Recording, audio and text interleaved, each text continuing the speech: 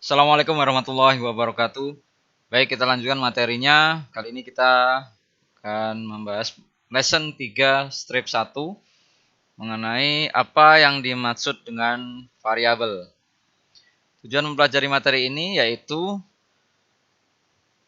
yang pertama memahami keunggulan dari variabel atau keuntungan dari variabel tersebut.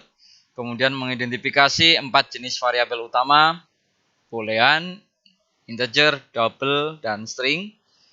Mendeklarasikan dan menetapkan nilai pada variabel, memberi nama pada variabel sesuai dengan konvensi atau aturan. Yang pertama, ini ada exercise atau latihan 1. Silakan dijalankan javalibs.jar-nya itu. Kemudian coba ditimbangkan ya, atau dipertimbangkan jenis data yang diminta oleh program ini. Ya. Jadi ketika dijalankan nanti ada semacam kotak dialog di sini. What is your name? Di sini ada tulisan string. Ada OK, ada tombol OK dan tombol cancel ya. Permasalahan pada set ketiga ini bertujuan untuk membuat ulang program ini dengan cerita Anda sendiri ya. Bagian ini mengajarkan segala hal yang Anda perlukan untuk membuat program ini jadi. Baik, kita masuk ke dalam materi. Apa yang dimaksud dengan variabel? Kita anggap saja variabel X ada dalam suatu persamaan. Kita dapat menetapkan atau memberikan nilai apapun ke dalam X tersebut. Ini ya, misalnya ada Y sama dengan min 2X tambah 5. Ketika X-nya 0, perhitungannya jadi min 2 kali X-nya 0 ditambah 5. Apapun bilangan yang dikalikan 0 kan jadinya 0. Jadinya 0 ditambah 5, hasil terakhir Y sama dengan 5. Tapi bagaimana kalau X-nya sama dengan 2? Y sama dengan min 2 kali X. X-nya 2 berarti min 2 kali 2, min 4 hasilnya. Ditambah 5, 1 hasilnya. Sekarang apa yang dimaksud dengan variabel di dalam Java itu tersendiri? Ya, kita dapat sama seperti sebenarnya kita dapat menetapkan atau memberikan nilai ke dalam variabel Java tersebut ya. Jadi ini ada coding ya, string X sama dengan Alex. Sistem outprintln atau mencetak ini nanti my name is tambah atau nanti sebelahnya itu tercetak isi nilai variabel X yaitu Alex.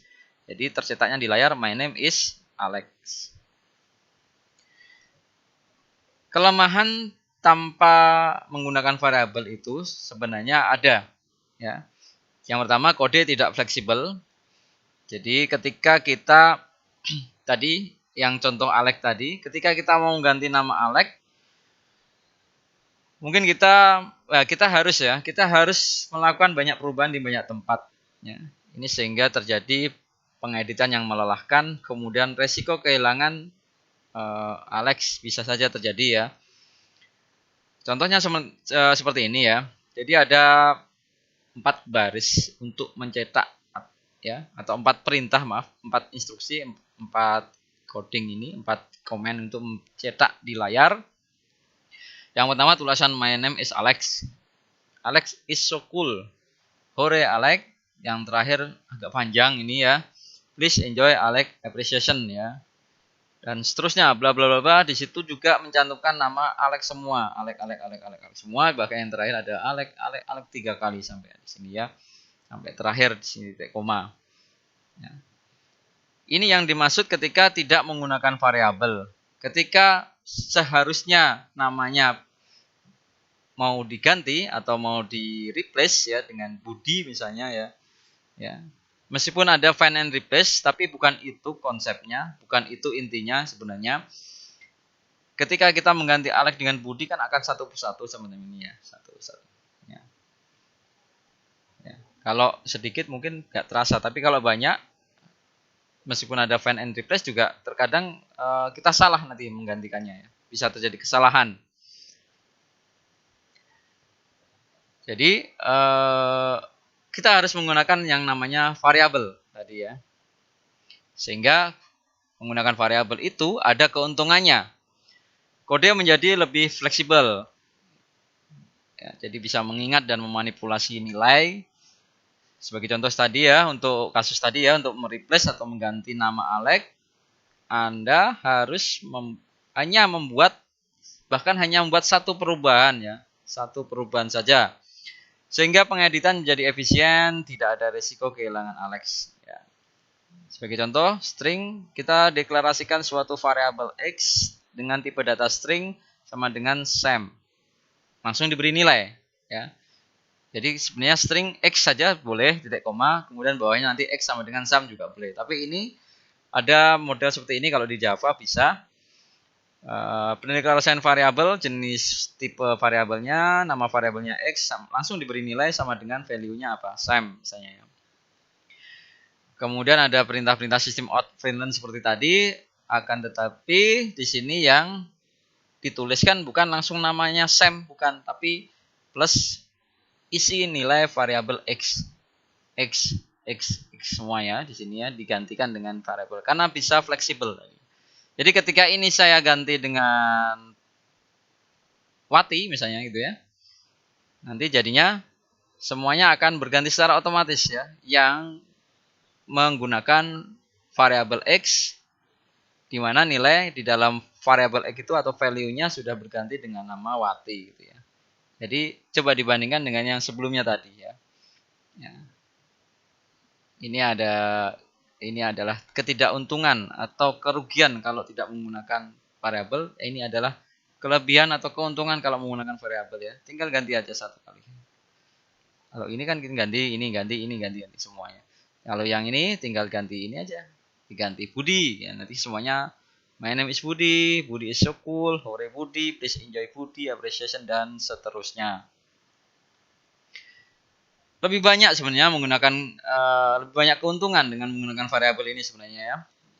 Ini bisa memanipulasi nilai beberapa kali dalam beberapa cara. Ya. Bisa mengubah sendiri nilainya, ditunjukkan seperti yang di bawah ini nanti. Nilai yang telah diprogram secara matematis, perubahan berdasarkan input pengguna juga bisa. Ya. String X, deklarasikan variabel X, tipe datanya string, jenis datanya sama dengan kasih nilai langsung Alex gitu ya. X itu sama dengan Sam ganti. X diberi nilai Niki. Yang terakhir X diberi nilai mystery date. Ya. Tapi yang ini tidak bisa ya. Kita tidak bisa memberi nilai dulu kemudian sama dengan variabelnya. Ini kan do this ya.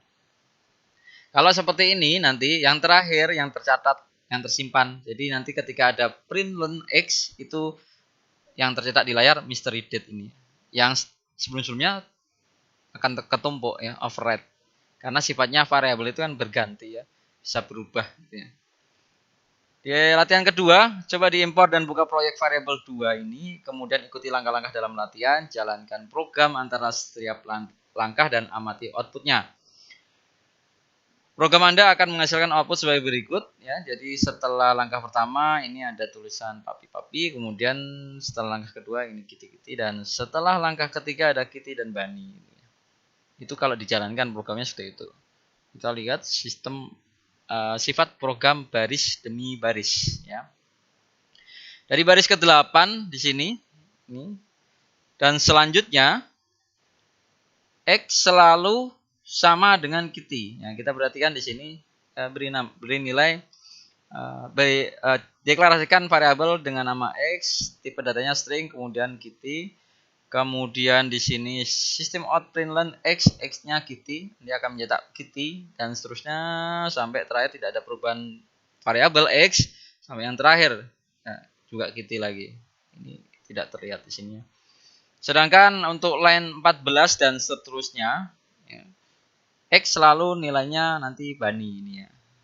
Seperti tadi penjelasannya ya. Sekarang kita ke jenis data ya. banyak jenis variabel, banyak jenis tipe-tipe variabel. Variabel bisa saja ada untuk banyak jenis data berbeda dalam Java. Berikut adalah variabel yang mungkin pernah Anda lihat. Ya. Jadi jenis boolean, kata kuncinya boolean, kemudian nilai contohnya ini adalah true dan false, true atau false ya. Jenis data integer ya Anda sering dengar ini ya, apa itu untuk bilangan yang angka yang bulat. Ya. Jadi int ini keywordnya. Jadi keyword itu adalah nanti yang akan dituliskan di coding Java-nya, coding programmingnya atau di codingnya. Ini jenis-jenis datanya boolean, integer, double, string. Ini adalah nanti keywordnya. Kalau saya mau menggunakan jenis data integer, saya harus menuliskan int itu ya. Int angka misalnya. Int bilangan, int x juga boleh. Itu deklarasinya seperti itu tadi ya. Seperti tadi string nama, string x gitu dan seterusnya. Ini angka bulat integer ya. Paling banyak digitnya seperti ini. Kemudian double bilangan angka tapi yang ada desimalnya, ada pecahannya, komanya. String ini teks ya, untuk teks yang lebih dari satu digit ya. Seperti ini ya. Bisa Alex saja atau I ate too much dinner. Ini adalah jenis-jenis variabel itu ya. Kemudian menyatakan variabelnya kalau di dalam Java itu adalah bahasa yang diketik dengan jelas ya. Strongly typed language. Jadi Anda harus menyatakan jenis data apa yang dapat ditangani oleh variabel Anda dengan menggunakan kata kunci. Seperti ini. Jadi Anda harus menyatakan jenis data apa yang dapat ditangani oleh variabel Anda dengan menggunakan kata kunci. Atau dengan menggunakan keyword. Ya. Karena terjemahnya jadi kata kunci ini ya. Keyword ya. Sebagai contoh ini ada boolean bool. Jadi boolean itu tipe datanya, jenis datanya. Bool ini adalah nama variabelnya. Ya. Int x, int adalah tipenya, jenis datanya, jenis variabelnya. X itu adalah nama dari variabelnya dan seterusnya. Ada double y, string z dan seterusnya ya. Setelah Anda menyatakan variabel, variabel tersebut akan muncul, ya, akan eksis dia, dan tidak perlu menyatakan lagi. Ya. Opsi untuk menyatakan dan menetapkan variabel, jadi ada beberapa pilihan untuk menyatakan dan menetapkan nilai di dalam variabel itu. Nyatakan dan tetapkan variabel dalam baris tunggal, seperti ini boleh. Seperti yang tadi pernah saya sampaikan sebelumnya. Jadi kita bisa langsung menetapkan atau menyatakan nilai dalam sebuah variabel yang sudah kita deklarasikan atau kita ciptakan ya. Boolean bool tadi ya, menciptakan nama variabelnya bool, tipe datanya boolean, langsung diberi nilai sama dengan true. Jadi variabel bool itu nilai awalnya true. Karena ini adalah tipe jenis data variabel boolean. Atau nyatakan berbagai variabel dalam satu baris dan tetapkan nilainya kemudian atau berikutnya lagi. Ya, tidak harus bersamaan seperti ini. Seperti ini contohnya ya. Kita tetapkan dulu variabelnya boolean bool, kemudian baru diberi nilai nama variabelnya kan bool tadi ya. Berikan nilai pada variabel tersebut bool true ini ya.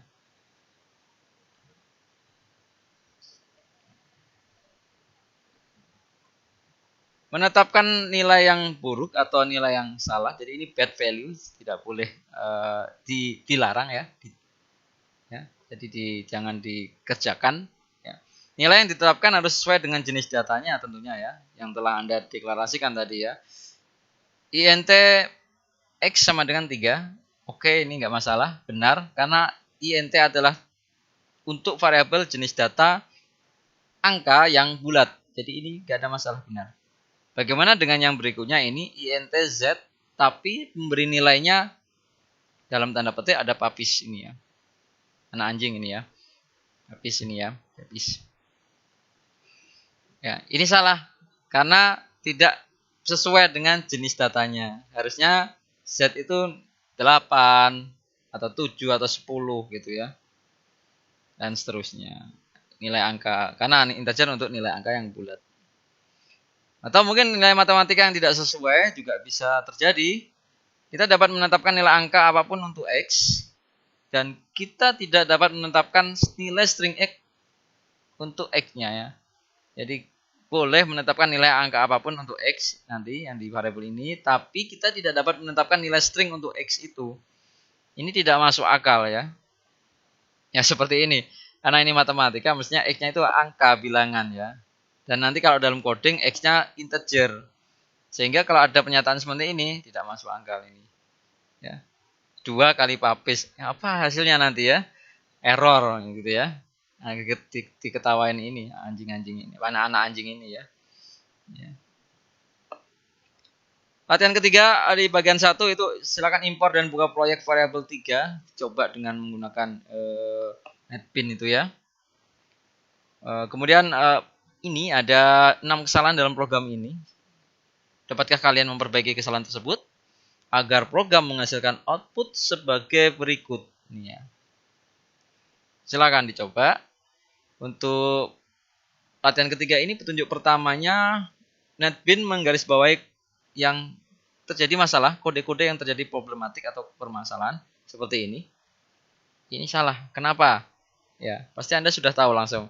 Anak ini dikasih nilai true, Pak. Padahal ini sebenarnya integer. Ya, sudah dijawab itu tadi ya. Dan ini kenapa? Ya, silahkan diperbaiki. Ya.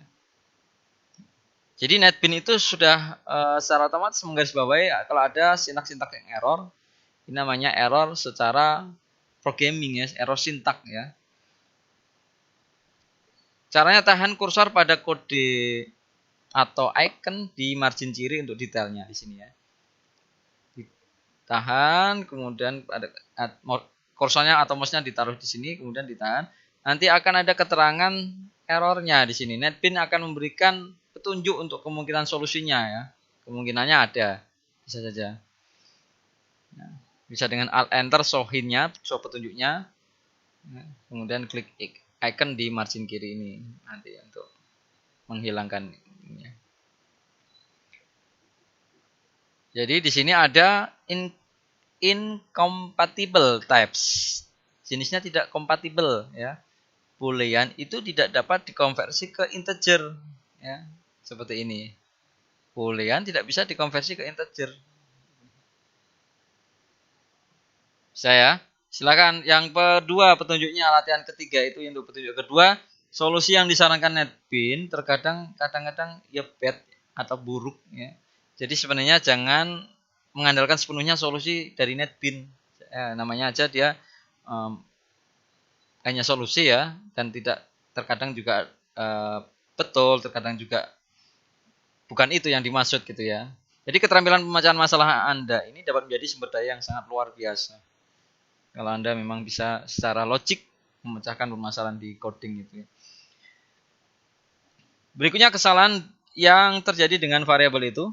Yang pertama menetapkan nilai yang tidak tepat untuk jenis variabel.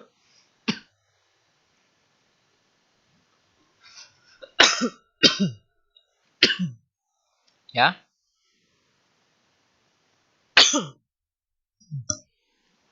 Ini contohnya. Ada int invar 1 sama dengan true. Ya, ini salah lagi. Kesalahan yang kedua yaitu lupa menyatakan jenis variabelnya. Langsung aja seperti ini. Invar 3. Nah, ini tipe datanya apa? Jenis datanya apa? Harusnya kan ada di depannya sini ya. Atau salah eja variabel juga bisa. Double var. V-nya besar harusnya. Sedangkan ketika ditulis di coding berikutnya, double var-nya hanya yang besar di sini. Ini tidak akan dikenali karena case sensitif kalau dalam Java itu ya. Java itu adalah case sensitif. Huruf besar dan huruf kecil diperhatikan. Kesalahan yang dengan variabel yang berikutnya yaitu menyatakan variabel yang sama 2 kali seperti ini. Ini sudah, ini lagi diulangi lagi, dikasih nilai tapi ya. Tapi pasti nanti akan ada kesalahannya karena 2 kali sama. Yang berikutnya lupa menetapkan nilai sebelum menggunakan variabel. Bisa saja terjadi. Kita tetap deklarasikan variabel, kemudian tanpa memberi nilai, tahu-tahu kita minta mencetak isi nilai variabelnya. Apa isinya? Karena belum ada nilainya, error biasanya. Untuk menetapkan nilai awal ke variabel itu disebut inisialisasi. Dan mungkin Anda melihat atau memperhatikan menyatakan banyak variabel dalam satu baris, ini bisa dilakukan ya, seperti ini ya. Jadi langsung tidak double var 1, titik koma nanti bawahnya ada double var 2, titik koma double var 3. Tidak perlu seperti itu ya, bisa langsung satu baris asalkan tipe datanya memang sama, ini double var 1, var 2 dan var 3. Ini tipe datanya akan double semua. Jadiin satu aja langsung. Titik koma di sini terakhirnya. Atau bisa seperti ini juga, menetapkan nilai saat menyatakan banyak variabel juga mungkin dilakukan ya. Jadi bisa dilakukan. Setelah menyatakan nilai langsung satu kali baris ini, sebaris langsung ini, langsung kasih nilai 3,1. Ya. Dan tentu saja ini nanti nilai untuk double var 3 ya.